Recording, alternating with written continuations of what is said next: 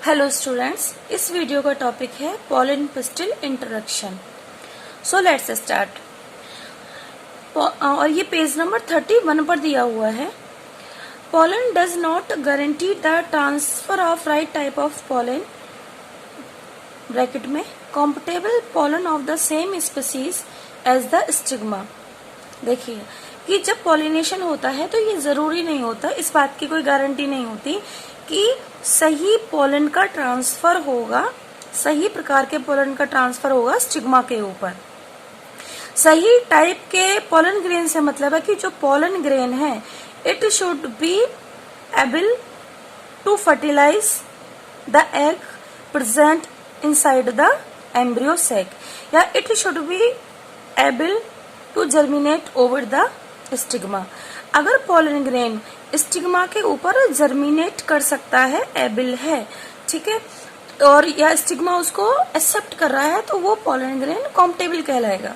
और अगर stigma pollen grain को एक्सेप्ट नहीं कर रहा है and the pollen grain is not able to germinate over the stigma, तो पोलन ग्रेन इनकॉम्पेटेबल कहलाएगा।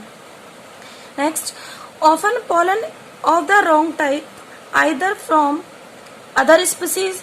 कई बार ऐसा होता है कि किसी, मान के चलो कोई एक प्लांट स्पीसीज है और उस प्लांट स्पीसीज के ऊपर किसी दूसरे कोई जीनस या कोई दूसरे स्पीसीज का जो प्लांट है उसका पोलन ग्रेन आकर बैठ गया है, तो वो पोलन ग्रेन रॉन्ग हो गया।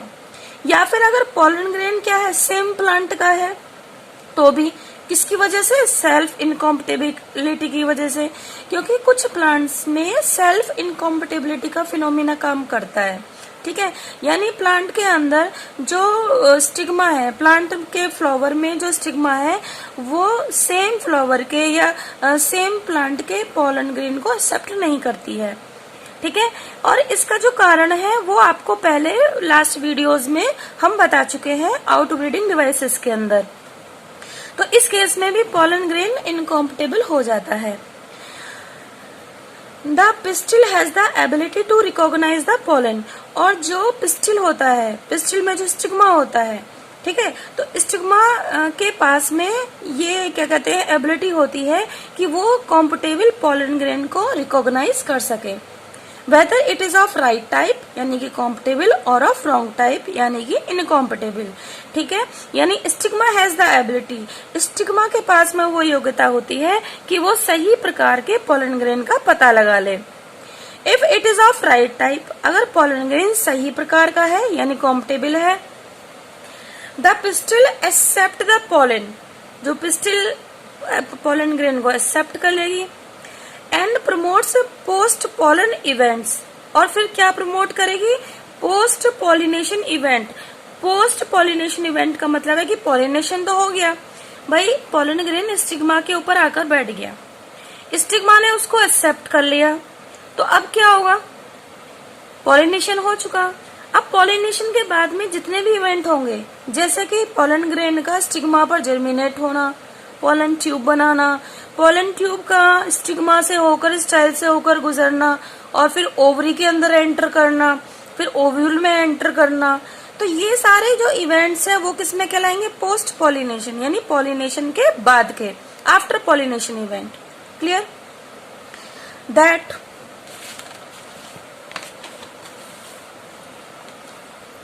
दैट लीड्स टू फर्टिलाइजेशन, ठीक है। तो पोस्ट पॉलिनेशन में क्या सबसे लास्ट में क्या आएगा, फर्टिलाइजेशन आएगा। अब देखिए, if the pollen is of wrong type, अगर पोलन ग्रेन कैसा है, रॉन्ग टाइप का है, गलत है पोलन ग्रेन, तो क्या होगा उस केस में, देखिएगा, the pistil rejects the pollen, जो पिस्टिल है वो रिजेक्ट कर देगी किसको, पोलन ग्रेन को जो उसके ऊपर बैठा हुआ है, by preventing pollen germination on the stigma, ठीक है। इसका मतलब क्या है कि जो स्टिग्मा है वो पोलन ग्रेन के जर्मिनेशन को अलाउ नहीं करेगा। क्लियर? और the pollen tube growth in the style, और अगर बाई चांस रॉन्ग टाइप के पोलन ग्रेन ने जर्मिनेट भी कर लिया है तो उसकी जो पोलन ट्यूब है वो उसकी जो ग्रोथ है वो स्टाइल के अंदर नहीं होगी। The ability of the pistil, तो पिस्टिल की जो एबिलिटी है to recognise the pollen followed by its acceptance or rejection is the result of a continuous dialogue between pollen grain and pistil. ठीक है, तो पिस्टिल की जो एबिलिटी है कि वो रिकॉग्नाइज करना, पिस्टिल के द्वारा पोलन ग्रेन को रिकॉग्नाइज करना, फिर उसको एक्सेप्ट या रिजेक्ट करना, तो ये क्या है, ये किस चीज का रिजल्ट है, ये है कॉन्टिन्यूस डायलॉग, यानी कॉन्टिन्यूसली केमिकल रिएक्शंस होती हैं, ये एक केमिकल प्रोसीजर फॉलो होता है किसके बीच में, पोलन ग्रेन और पिस्टिल के बीच में एक केमिकल प्रोसीजर या स्टेप्स फॉलो किए जाते हैं। उसके बाद में ये रिजल्ट आता है कि भाई हाँ जो पोलन ग्रेन है वो कॉम्पिटेबल है या नहीं है। Is that clear? This dialogue, ये जो प्रोसीजर है, is mediated by chemical component of the pollen. ठीक है, कि ये जो अब देखिए जो पोलन ग्रेन होगा वो कुछ केमिकल सिक्रीट करेगा। Is that clear?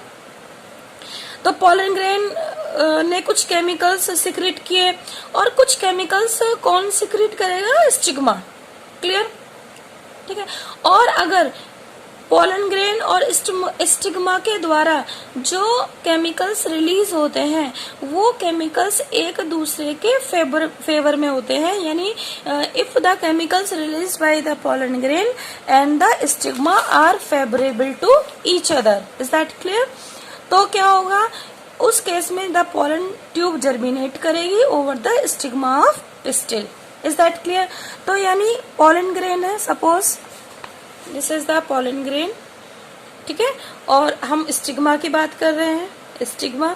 ठीक, मैं यहाँ पर थोड़ा सा ये फिगर से बताना चाहूंगी आपको। ये suppose this is the stigma, this is the style, और ये क्या है, ओवरी है, दिस इज द ओवरी। अब क्या होगा, यहाँ पर पोलन ग्रेन आकर बैठा है, तो पोलन ग्रेन ने कुछ केमिकल्स क्या हुए, कुछ केमिकल्स रिलीज करे। Is that clear? और कुछ केमिकल्स किसने रिलीज किए, स्टिग्मा ने, यानी ये क्या है, स्टिग्मा, स्टिग्मा। ये क्या है, pollen grain, this is the pollen grain. तो कुछ केमिकल्स किसने रिलीज किए, स्टिग्मा ने। तो अगर जो केमिकल्स किसने रिलीज किए, पोलन, और किसने रिलीज किए, स्टिग्मा, ये दोनों केमिकल्स एक दूसरे को फेवर करते हैं। Is that clear? तो क्या होगा, then the pollen grain will be accepted by the stigma, और पोलन ग्रेन क्या होगा, वो जर्मिनेट कर जाएगा और क्या बनाएगा, पोलन ट्यूब, और क्या बनाएगा, pollen tube. Is that clear? Pollen tube. ठीक है, चलिए next. It is only in recent years that botanists have been able to identify some of the pollen and pistil component and the interactions leading to the recognition followed by the acceptance or rejection. ठीक है, अभी ये कुछ ही सालों में, कुछ ही recent years में जो बॉटनिस्ट है वो ये सफलता प्राप्त उन्होंने की है कि वो पोलन ग्रेन और पिस्टिल के द्वारा जो केमिकल कंपोनेंट रिलीज किए जाते हैं वो उन्होंने उनको आइडेंटिफाई किया है, और क्या क्या इंटरेक्शंस होते हैं केमिकली, ठीक है, और उनको रिकॉग्नाइज किया है, जिसके बाद में एक्सेप्टेंस या रिजेक्शन होती है किसकी, पोलन ग्रेन की। सो होपफुली आपको ये चीज समझ में आ गई होगी। ठीक है, एक चीज और हम अपने स्टूडेंट को बताना चाहेंगे कि जब पोलन ग्रेन स्टिग्मा के ऊपर जर्मिनेट करते हैं तो वो क्या करते हैं, वो एब्जॉर्ब करते हैं, पोलन ग्रेन एब्जॉर्ब करते हैं स्टिग्मा से। क्या, स्टिग्मा से वो कुछ मिनरल्स जैसे कि कैल्शियम है ना, और बोरोन है, या कुछ जैसे कि वाटर है, शुगर है, तो ये सारी चीजें पोलन ग्रेन जो है स्टिग्मा से लेते हैं, जिससे कि क्या होता है, पोलन ग्रेन के अंदर जो साइटोप्लाज्म है या जो प्रोटोप्लाज्म है उसका लेवल बढ़ जाता है।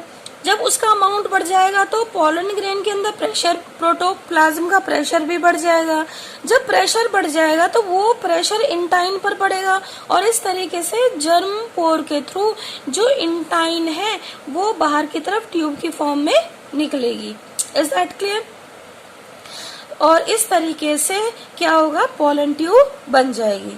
जो पोलन ट्यूब है वो किसके द्वारा बनाई जाती है? इंटाइन के द्वारा, यानी इंटाइन के द्वारा वो सराउंडेड होती है। पोलन ट्यूब इंटाइन के द्वारा कैसी होती है? सराउंडेड होती है। सो होपफुली अब आपको ये पोलन पिस्टल जो इंट्रोडक्शन है वो आपको समझ में आ गया होगा। इसके अलावा अब हम थोड़ा सा और देखते हैं। As mentioned earlier,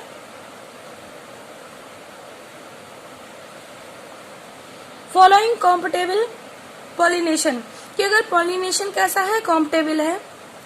the pollen grain germinate on the stigma, pollen grain किस पे जर्मिनेट होंगे? स्टिग्मा के ऊपर, to produce a pollen tube, और जर्मिनेट होने के बाद में क्या प्रोड्यूस करेंगे? Pollen tube. Through one of the germ pore, हम ये जानते हैं कि पोलन ग्रेन के अंदर एक से ज्यादा, 1, 2, 3 जर्म पोर हो सकते हैं। तो किसी भी एक जर्म पोर से पोलन ट्यूब बाहर आएगी। The contents of the pollen grain move into the pollen tube, और पोलन ग्रेन का जो भी कंटेंट होगा, जैसे पोलन ग्रेन के अंदर हमें पता है कि एक तो वेजिटेटिव सेल होती है, ठीक है, और एक क्या होती है? Generative cell. और जेनेटिव सेल का जो न्यूक्लियस होता है वो डिवाइड हो जाता है 2 मेल गैमीट में। किसमें? 2 मेल न्यूक्लियाई कह सकते हैं, 2 मेल गैमीट भी कह सकते हैं। Is that clear? तो अब क्या होगा देखिएगा। तो पोलन ट्यूब के अंदर तो 2 मेल न्यूक्लियाई आ गए और एक ट्यूब न्यूक्लियस आ गया, ठीक है।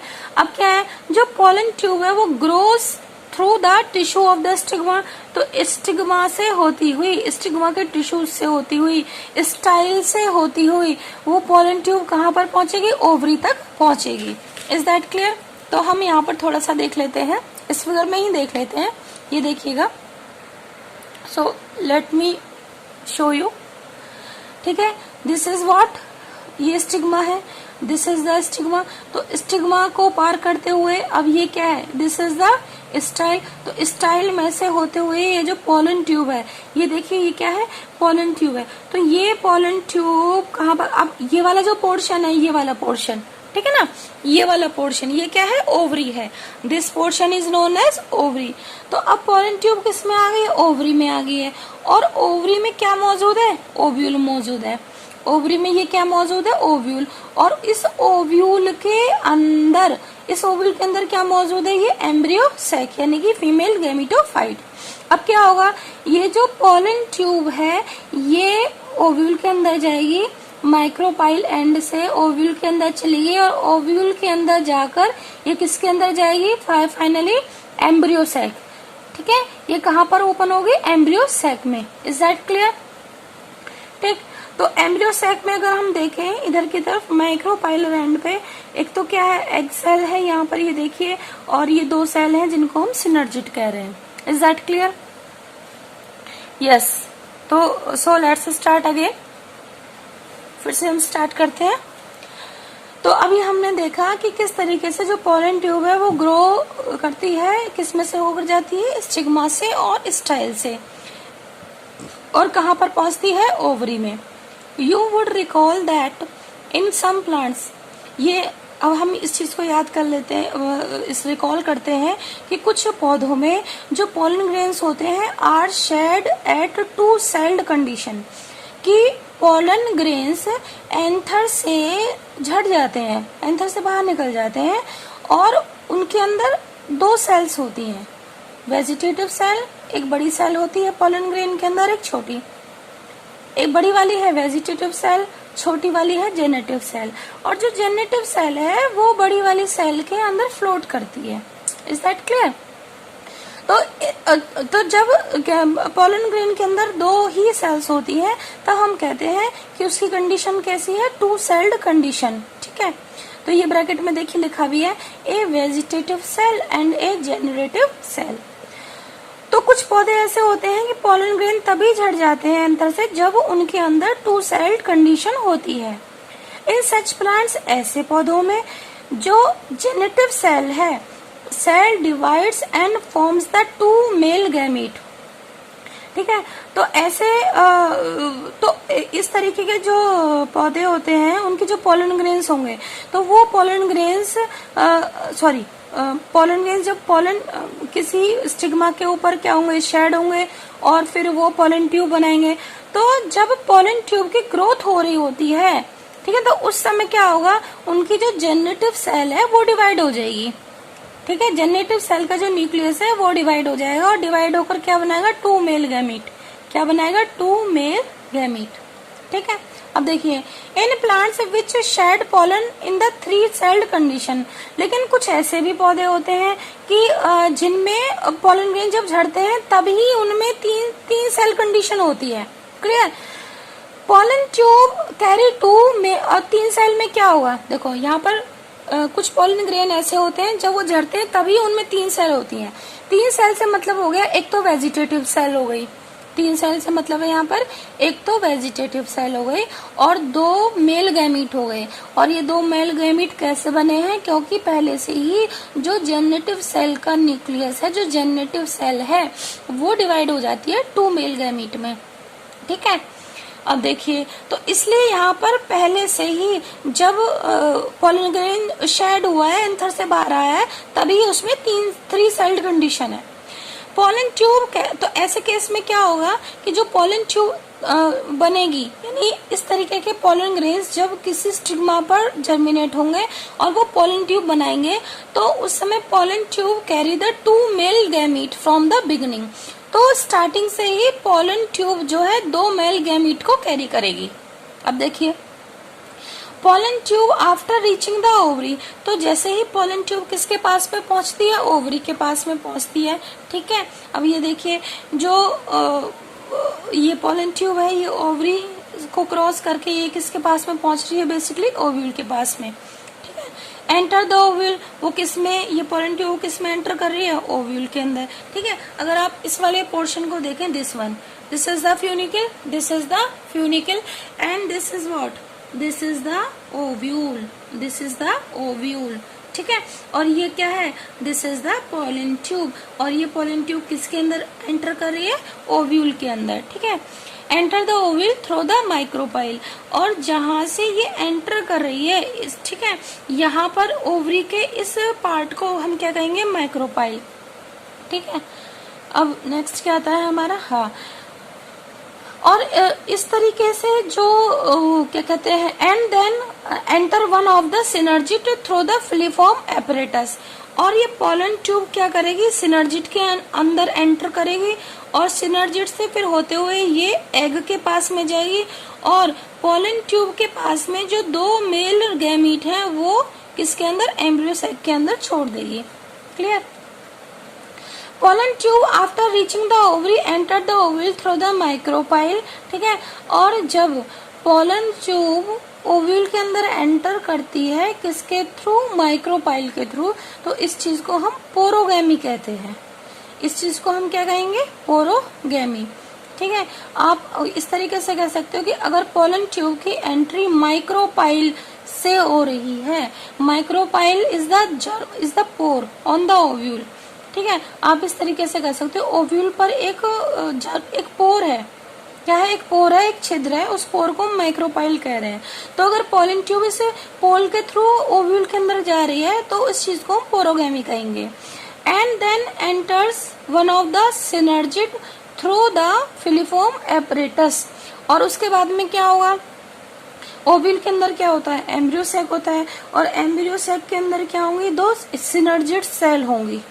ठीक है, जो, और वो दोनों सिनर्जिड सेल, ठीक है, वो क्या, उन दोनों सिनर्जिड सेल दोनों क्या बनाएंगे, फिलीफॉर्म एपरेटस। हम ये जानते हैं कि जो 2 सिनर्जिड सेल होती हैं, ठीक है, उनकी जो सेल वॉल है वो फिंगर लाइक प्रोजेक्शंस बनाती है और उन फिंगर लाइक प्रोजेक्शन को हम फिलीफॉर्म एपरेटस कहते हैं। क्लियर। और ये जो फिलीफॉर्म एपरेटस है, इसका बेसिकली काम क्या होता है, ये कहीं ना कहीं